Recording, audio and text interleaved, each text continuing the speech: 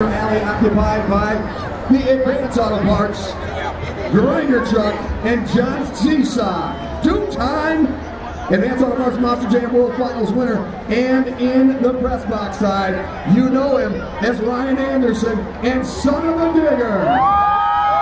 Now, folks, don't mind in those beams. I saw Ryan earlier today. That's why I picked him as my freestyle champion. He was focused. He was ready to go. He was laying down very fast times in qualifying as they edge into the beams. Pre-stage, stage. Here they come.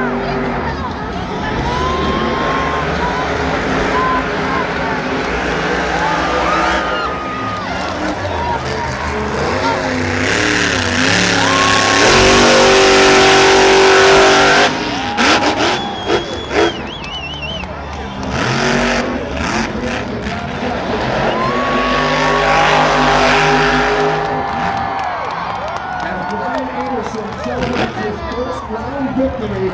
Trouble for the two-time